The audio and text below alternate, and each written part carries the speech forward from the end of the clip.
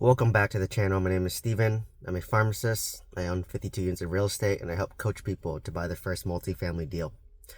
So today I actually presented my 26 unit apartment complex to a Fannie Mae Freddie Mac lender called Arbor, just to see what it would look like if I were to refinance my 26 unit. What do they value the property at? What loan amount will they give me? What are the loan terms? And just to see what moves I can make. I don't actually plan on executing the cash out refinance right now, just because my 26 unit is my cash cow. It's the property that cash flows the most in my portfolio. It's the LeBron James or the Stephen Curry of my portfolio, right? So I don't want to sell that to ruin the cash flow, because if I were to get a bigger loan, then my debt payment every month will go up. I'll lose my 4.5% interest rate, and I will have a bigger loan, which will require a larger insurance policy as well. So if I were to do this move, it would basically make my cash flow much lower. But during a cash out refinance, the lenders typically have a debt service coverage ratio requirement of typically 1.25 or 1.35. So let me kind of dive into these numbers. So I reached out to Arbor, which is Fannie Mae Freddie Mac lender, and they basically sent me like 6 options, 3 Fannie, 3 Freddie, and they all slightly vary. So I had a 5-year term, a 7-year term, and a 10-year term for Fannie, and a 5-year term, 7-year term, 10-year term for Freddie. So it's kind of side by side. For Fannie, the debt service coverage ratio requirements were about, I think, 1.3, versus for Freddie, the debt service coverage requirements was about 1.25. So because the Freddie had a lower debt service coverage ratio requirement, then obviously I could get a bigger loan and pull out more money, right? So overall, at a high level, I think all these had interest-only periods. So I think the 5-year had about maybe 2 years.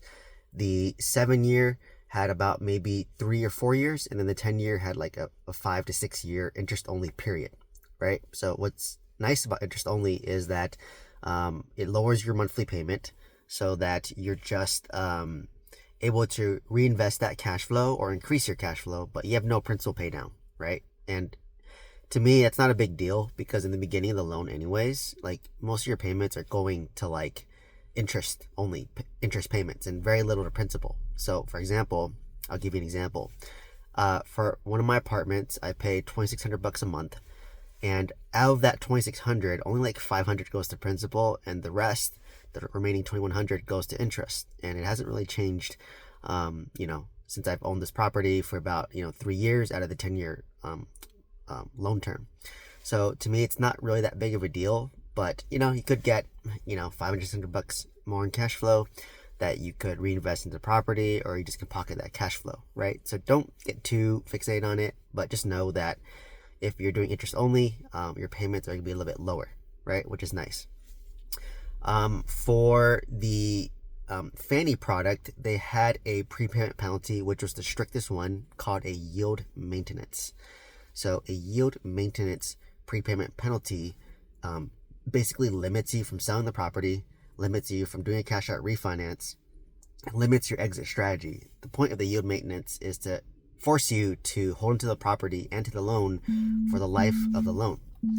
So for me, it just,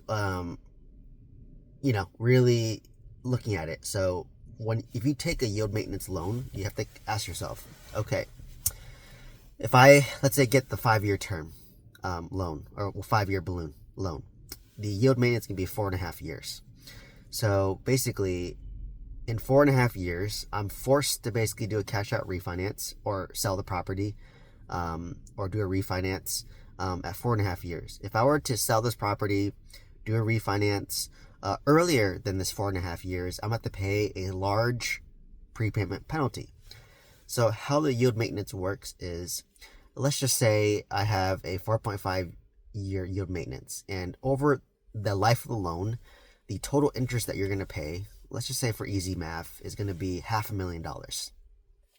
And let's just say you own this property for 1 year, and after 1 year, you just want to sell this property because, maybe you want to retire. Maybe you don't want to do real estate anymore. And in that first year, you only paid $100,000 of interest.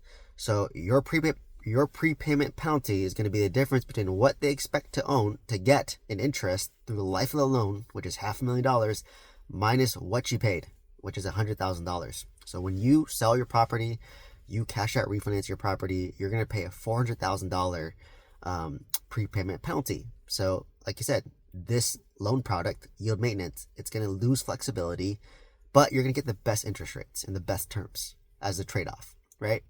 So this loan was, let's just call it, it was a little bit below 6%, like maybe 5.99 or 6.01. So this one had a better interest rate, but yet a more restrictive prepayment penalty, right? And what the real estate broker was trying to tell me was, honestly, in the next few years, I don't think you're going to get any better than, a 6%, or maybe it might be like 5%. So, but obviously this is a sales strategy to get you to accept the loan terms, right? So, overall, if you were to look at it, if you have a restrictive yield maintenance prepayment penalty versus a step down prepayment penalty, which is a little bit more flexible. So a step down is usually a percentage. So usually it's 5% year 1, 4% year 2, 3% year 3, 2% year 4, and 1% year 5. So depending on when you sell it, you just pay a 5%, 4%, 3%, 2%, or 1% prepayment penalty. But typically high level yield maintenance will give you a better interest rate versus a step down, because the yield maintenance, you lose flexibility, right? You're stuck with the life of the loan, or you're going to pay a huge prepayment penalty. Versus a step down, it gives you some flexibility. Maybe after year 3, I don't mind paying a 3% of my loan amount prepayment penalty. And from there, it could be a lot less, right? Because if you have $1 million loan, you only pay 3%, right? So it might be like only $30,000, which is not that much. So, once again, if you have yield maintenance, your interest rate's going to be a little bit lower, versus step down, it's going to be higher. So for context, in this deal, I want to do an actual video of me showing you my loan terms right next to me so you can see it, but this is just a high level video, right? So for context, if you have a yield maintenance, your interest rate's about 6%. If you have a step down, it's about maybe closer to 7%. So it's about a 1% difference. So is it worth it to pay that 1% difference to give you that flexibility of a prepayment penalty loan, right? So there it is. And then, like I said, the next thing is the debt service coverage ratio. So typically, if you have a higher debt service coverage ratio requirement, your interest rate's going to be a little bit lower, because they know it's more conservative on the deal. If you have a higher, more aggressive debt service coverage ratio requirement, let's say it's a 1 debt service coverage ratio, they're going to charge you a higher interest rate to make up for that risk, right? So once again, if you have a lower debt service coverage ratio requirement, your interest rate's going to be higher, right? And then the next thing is the cash out refinance amount. So on this property, they allowed me to pull about $1.1 to $1.2 million, depending on the debt service coverage ratio. So if the debt service coverage ratio is going to be higher, then the amount I could probably pull out is going to be lower. If my debt service coverage ratio is lower, then I can probably pull out more money, right? So, and overall, they're allowing me to pull about a 65% cash out refinance on the value to a 70% cash out refinance to the value. So, overall, it's pretty close, right? If you were to say 65 to 70, it's okay. So what's kind of crazy and mind-blowing to me was I had my apartment, in my mind, valued at $1.5 million. But they allowed me to pull $1.15 million, which is 65% loan to value. So if you do the math, you take 1.15 million, divide that by 0.65%, the value came out to be about $1.7 million. So I was just like, oh my God, it was valued higher than I thought. So remember, I bought this apartment for $500,000. I put in $300,000 to fix it up. I'm all in for $800,000, and I was able to raise double the value to $1.7 million. And this is given 6% to 7% interest rates, right? So what's even more crazy is, had it still been COVID interest rates of 4 to 5%, it'd be worth even higher, because I could pull out a bigger loan, because if my interest rate is lower, my monthly debt payment is going to be lower. So to hit a debt service coverage ratio of 1.25, it's going to be easier. So for me, I can pull out a larger loan amount to hit that same debt service coverage ratio of 1.25. So if I have an interest rate of 7% versus 5%, obviously it's easier to hit that debt service coverage ratio of 1.25 at 5% interest versus 7% interest, which means that I could pull out more money, which means that if my loan, let's just say, can go from 1.1 to 1.3 million, and that's a 65% cash out refinance, you take 1.3 million divided by 0.65, and at that point my value might be closer to 2 million, right? So that was crazy to me. I'm like, it valued from a agency lender at $1.7 million with an average interest rate of, let's just call it 6.5%, right? But imagine if my interest rate was 5% or 5.5%, then the value would be even higher. So, this increased my net worth by $200,000 more than I initially thought, right? So it's crazy. And, this is a home run deal, my 26 unit.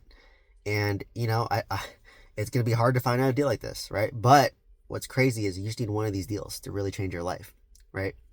So, once again, going back to the loan terms, if you have a 10 year, so a 5-year, 7-year versus 10-year term, the 10-year term is always going to have the highest interest rate, because you're locking in for a longer period of time, and the bank's taking more risk that they're giving you a longer loan term, and interest rates vary year to year. So if your term is higher, your interest rate's going to be higher. If your prepayment penalty is yield maintenance, your interest rate's going to be lower. If it's a step down basis of percentage, your interest rate's going to be higher. If you have a higher debt service coverage ratio, your interest rate will probably be lower. If you have a lower debt service coverage ratio, your interest rate will be higher. If you have interest only, once again, it kind of increase your cash flow, a bit here and there, because you don't have to pay principal. But remember, in the beginning, principal isn't as significant. And what else? If you want to cash out refinance more, so let's say you're going typical 70%, let's call it, but let's say they allow you to be more aggressive at 80, 85%, then your interest is going to be higher to make up for that, right? And if your cash out refinance is less, your interest is going to be lower. So my average I've seen is about 70 to 75% cash out refinance. They quoted me about 65 to 70, right? So going back to my deal. So obviously, if I were to pull out $1.15 million in this deal at a 6% interest rate, my cash flow would go from like $9,000 a month on average, because I gross around $17,000. Let's just call it, $7,000, or maybe like $8,000 for expenses in my loan. So at that point, you're cash flowing $9,000 a month, times that by 12. What is that? I can't even do that math in my head. That's the closest, that's low 6 figures, right? It's a 6-figure tax-free salary, and it's a one deal. But if I were to pull out $1.15 million tax-free, obviously my loan payment will go up significantly. I will still cash flow a little bit, but it'd probably be more break even in cash flow. But I can have that $1.15 million, which is my down payment, which I put $100,000 down. That's my renovation cost, which is $300,000. So my all-in cost is $400,000. My current loan, for simple math, is close to $400,000. That's $800,000 of my money minus $1.1 million, and I would pull out another $300,000 tax-free on top of that, right? So I can use that to go buy another deal. I could use that to retire. I could use that to invest in stocks, right? If I want something more passive. But right now, it doesn't make sense for me to do a cash out refinance unless I have to, because I have a good interest rate, and I'm not in the mode of buying right now. I'm in the mode of harvesting and stabilizing.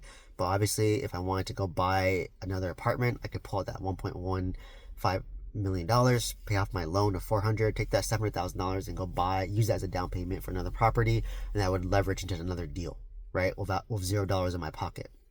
So, that's why I'm holding off on buying now. I got my loan in 2021, so I have until 2031, 10 years, at 4.25% interest rate to make a decision on how I want to pivot. And I think by then, I'll have a lot more clarity on how I want to pivot. Do I want to buy more real estate, or do I just want to pay off my real estate?